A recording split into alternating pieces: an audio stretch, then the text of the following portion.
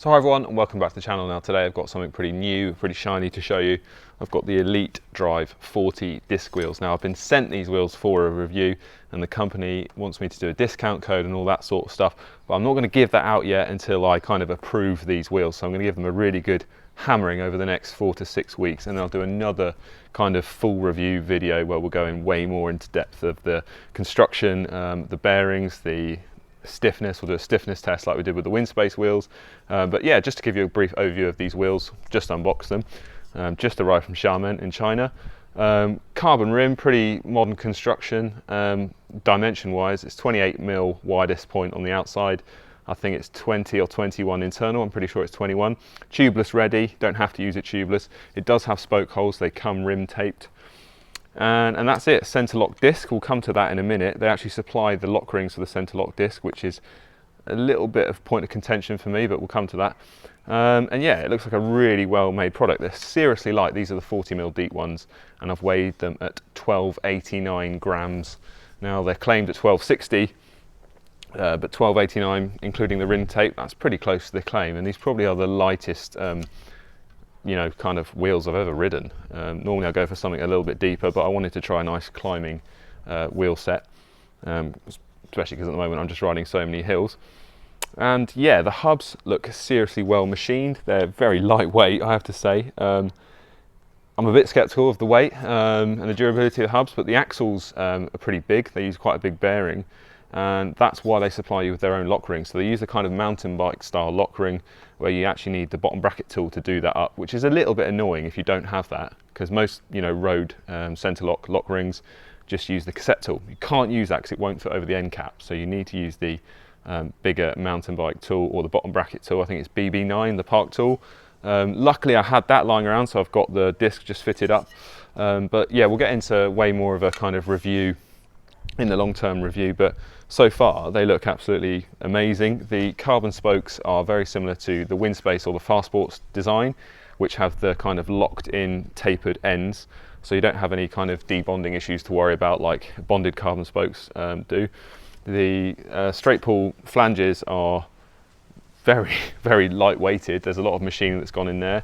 I hope they're going to be strong enough. I'm going to absolutely hammer them. So yeah, we'll see.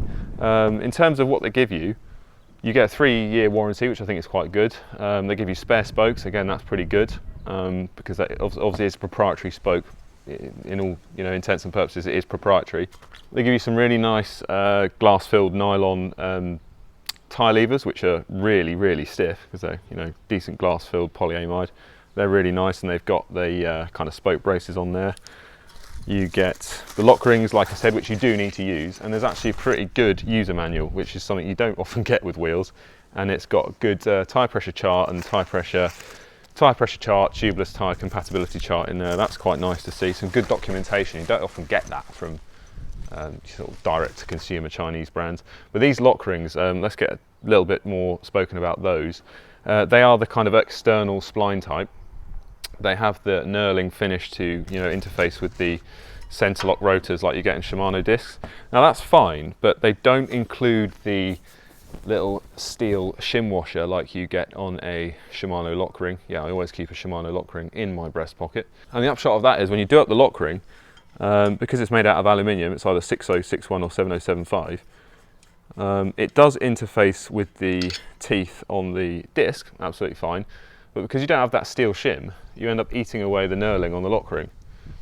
That's not too bad if you're only going to use it once or twice, but using it more than a couple of times, you start to eat away the aluminium because it's quite soft.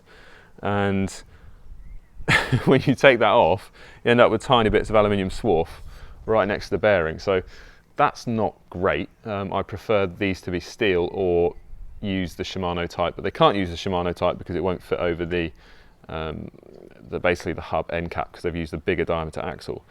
So a little bit of a design issue there, I think, but it's a small thing. But you know, you don't want to be chewing up that knurling because it is there, you know, to lock against the disc to prevent the disc coming loose. Whether you actually need that or not, I don't know, but it is a Shimano standard. But it would be nice if they could incorporate that little steel shim on the lock ring to, you know, fix that issue. Other than that, they've got what's claimed to be ceramic bearings. Not too fussed about that. I'd rather just have normal steel, good quality bearings. How they're going to last in the winter, I'm not so sure, but we'll come on to that. They looked to be quite well sealed with Labyrinth seals in there. Quite a lightweight free hub. Looks like a weather seal on there as well. And yeah, I'm quite interested to start hammering these because they apparently are good enough for 130 kilo riders. I'm about 88, 89, if I've had a poo. So yeah, I'm quite interested to see how the lightweight nature of this wheel set holds up under my weight and my braking and high speed braking and stuff like that. So yeah, stay tuned and we'll see you in the next one.